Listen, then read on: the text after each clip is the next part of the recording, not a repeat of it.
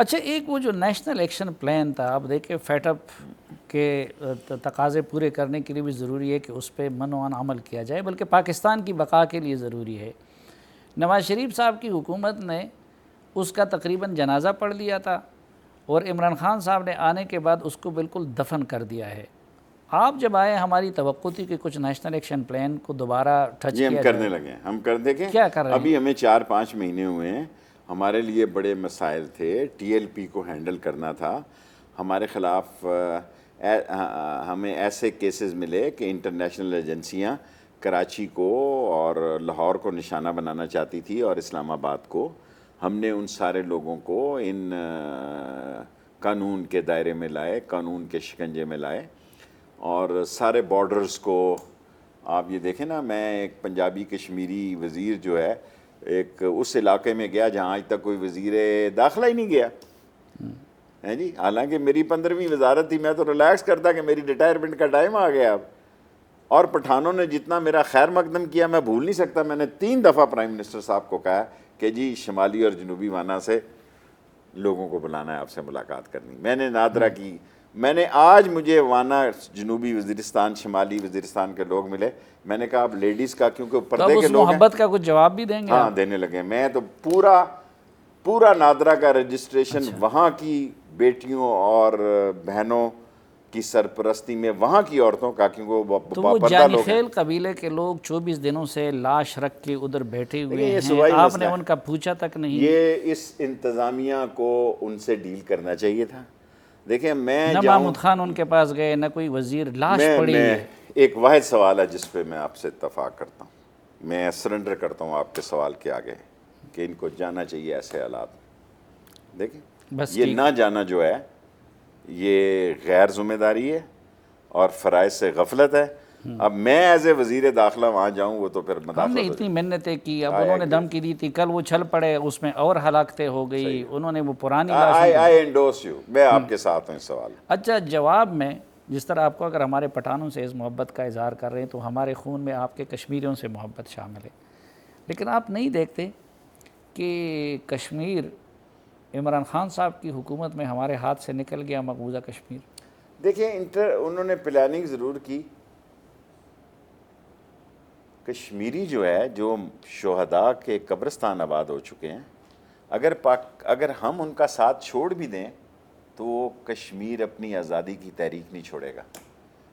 کئی حکومتیں آئیں گی، چلے جائیں گی، میں کشمیر کو حبہ کدل سے لے کے زیندار محلہ سے لے کے آرام باغ سے لے، جس جگہ میں آپ کو انٹرویو دے رہا ہوں نا، لال حویلی کا لال چوک سے خون کا رشتہ ہے۔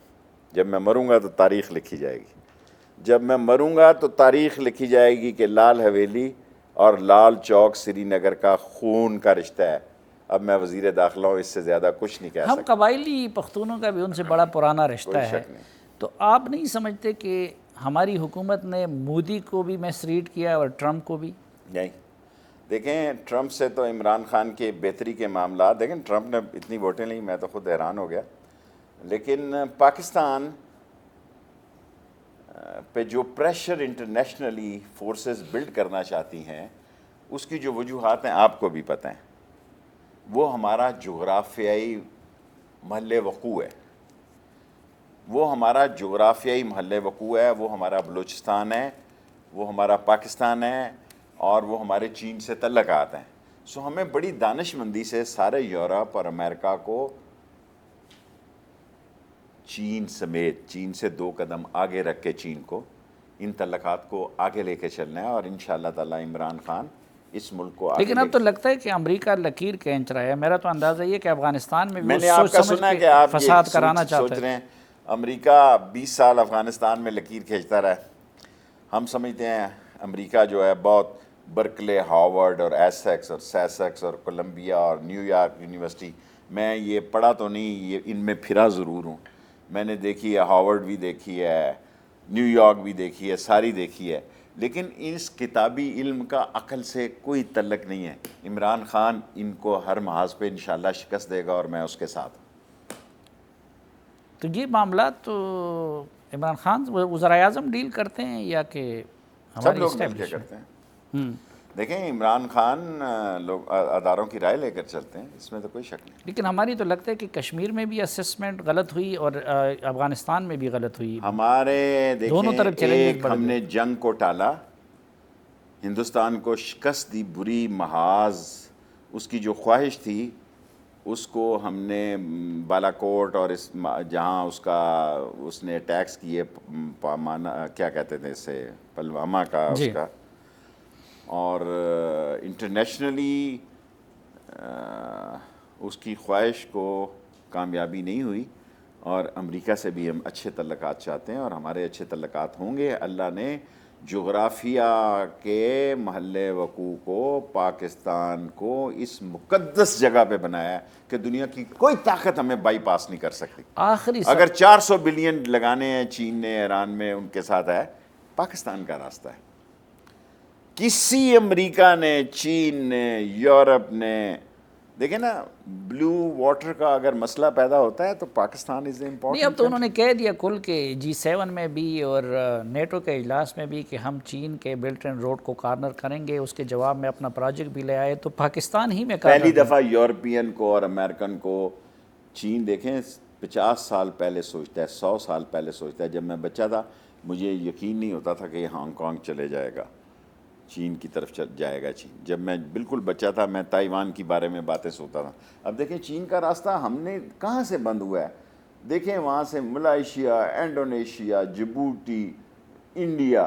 سو پاکستان اس کا ایک راستہ ہے، اس کا دنیا سے رابطے کا ایک راستہ ہے، اور اس راستے کی اہمیت سے چین بھی باخبر ہے، دنیا بھی باخبر ہے. یہ چین نے سبق دنیا کو دیا ہے کہ روڈ جو سی پیک کا جو مسئلہ ہے، ترقیاتی کاموں میں پروجیکٹ 20 سال وہاں رہے ہیں، انہوں نے سوئی کا کوئی کارخانہ، ماچس کا کارخانہ نہیں لگایا افغانستان میں. کتنے ٹریلین، آپ بتائیں نا کتنے ٹریلین خرچ کیے. لیکن فساد برپا کرنے کی جو فساد صلاحیت برپا امریکہ کرنے کی کا ہے نا، خود بھی وہ سکھی نہیں رہیں گے. دیکھیں جو فساد برپا کرتا ہے، اللہ کا نظام ہے، خود بھی فساد کی نظر ہوتا ہے. شیخ صاحب آپ مجھے بتائیں 20 سالوں میں انہوں نے وہاں پہ کوئی جوتے کا کارخانہ لگایا، کوئی انہوں نے سوئی کا، ماچس، کوئی کارخانہ لگایا؟ صرف خانہ جنگی اور لڑائی 20 سال کی اور 42 ملکوں کی فوجوں کو. لیکن وہ الزام لگاتے ہیں کہ ہمیں شکست اس لیے ہوئی کہ طالبان کو بھی پاکستان نے چھپایا ہوا تھا، اسامہ کو بھی چھپایا ہوا تھا. دیکھیں الزام تو کیسا بھی لگ سکتا ہے، پاکستان کے افواج کی قیادت ذہین لوگوں کے پاس ہے. ہمیں پتہ ہے کہ ہمیں مستقبل میں کیا کرنا ہے.